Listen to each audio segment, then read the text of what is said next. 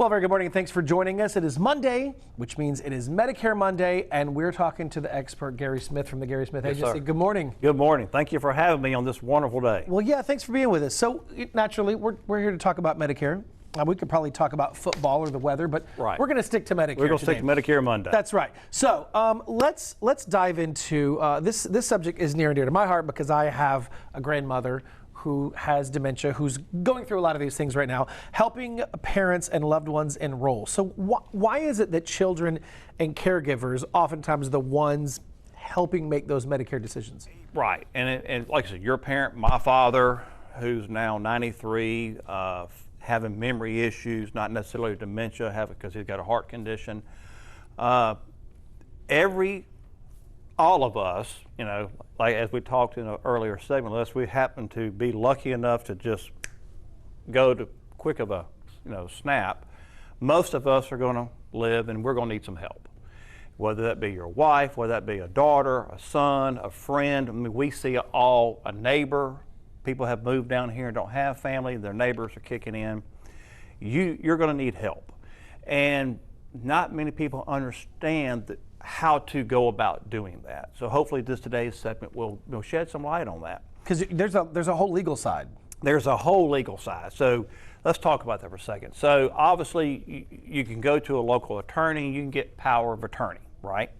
And there's two types of power of attorneys, where you can get a medical power of attorney, where you can make medical decisions for a person, and then you can get what we call a full power of attorney, where you got basically control financial and medical. Now, sometimes you may not need that level, right? Maybe it's a neighbor who you just need to help you. So, well, you can actually sign a HIPAA form, right? A privacy and security HIPAA form. We have them in our office. The company will have them. You can give them verbally over the phone, or you can do one in writing. There's different rules and different sets for each, reasons why you would use each. The verbals don't last very long, right? So each company has a different set of rules. They'll say, well, this verbal HIPAA authorization is going to be for X amount of time. The written ones are typically a little better because then you can state on there for how long. Yeah, this thing is good for until I turn it off, or it's good for 12 months. And so that we use those a lot, because obviously going and getting a power of attorney can be time consuming and costly, right? Sure. And so some people need help immediately. Well, in the immediate situation, a simple sheet of paper signed and faxed off to the company and then following up, making sure they received it, is pretty quick, and even quicker picking up the phone and doing a verbal. But what if your person you're helping has a speech impediment, right? Due to Parkinson's disease, a heart attack, stroke, etc. Well, obviously they can't speak, so you're going to have them sign, right? And then you can get that up. We can witness it. And then you can get that up, and it takes 24 hours to record it. And then now you can help this person with a claim issue, an address change, helping make decisions on enrolling in a plan or not to enroll. I mean, there's a lot of things you can do to help this person. But you have to have that. But you have to have something. That's right. If you get to I guess if you don't realize, like myself, I try not to be, but I'm a suffer in silence kind of guy. Like, I like to try to fix things myself. I ask for help if I absolutely have no other way to go about it. What if there's an older person in the situation that misses a deadline or makes the wrong assumption? Well, there are some rules there. So we prefer everybody to have an actual power of attorney, right? Because that then allows you to really help this person change a plan, right? You can actually enroll somebody with a power of attorney.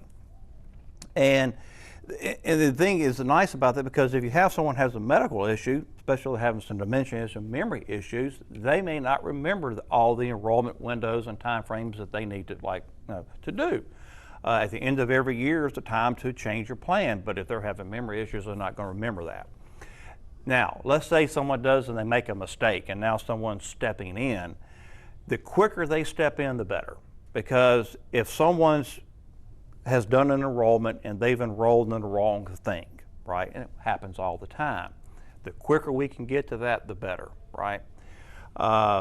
First 30 days is perfect. We can typically undo that and get that corrected. 4, 5, 6 months down the road? No, unfortunately not. There's just too much time has expired, and the mistake is there until the next enrollment window. Well, and listen, there's so much. It's just so much to consider, so much to think about, and that is why local Medicare agents do such great work. Does it, for people who are watching that don't necessarily know if this is the path they want to take, ease their mind? Does it cost more to use a local Medicare agent? No, and I'm glad you brought that up. You know, I have always stressed, use someone local. Now, local gets bigger with the internet and everything we're doing. So now the key is, can you pick up the phone and call and speak to the same person twice, right? Because it does not cost anything extra. A lot of people we talk to says, well, I bought direct with company AB because it's cheaper going direct. Well, no, actually it's not. It's the same price whether you buy from me, whether you buy from my competitor local agents, which we're all friends, whether you buy over the next state over, or you buy direct. So since you have this choice, wouldn't you want to do business with somebody who's going to take your phone calls, return your emails, someone you can actually speak to over and over and over? I'll give you an example. We had a lady just recently moved to Florida. She calls me up. She said, I would really like a local agent, but the guy's telling me the insurance company's got some crazy rules that won't let me change to a local agent. I said, I can get you a local agent. That's not a problem. All I have to do is release you, and I am happy to release you because I understand that local feeling. She was down in Sarasota, and she wanted to be able to drive down the road and walk into a local office and get help. And I said, I completely understand that. 3 years later, she moved back to Mississippi and came back to see me. So I'm back here. I want to do business with you again. So most agents respect that we understand that locality, that feeling. Who doesn't? For all of us, right? We want someone who's going to help us, and that makes sense. Yeah. I don't want to call a 1-800. I'm going to sit on hold for 45 minutes. Or at least they tell you 45 minutes and it's an hour and a half. And it's an hour and a half. Yeah. Listen, we're really only scratching the surface. There's a lot to consider. There's a lot that goes through your mind when you're you're the loved one, you're the child, you're the grandchild, you're the niece, you're the nephew, you're the aunt that is helping a loved one in this time of need, enroll in Medicare when maybe they're not able to do it. So you see that QR code there, scan that QR code. Medicare Breakdown, the Alphabet Soup of Medicare is a book that Gary co-authored. It's going to get your questions answered, or give him a call at the phone number there. Gary, thanks for being with us. Thank you for having me.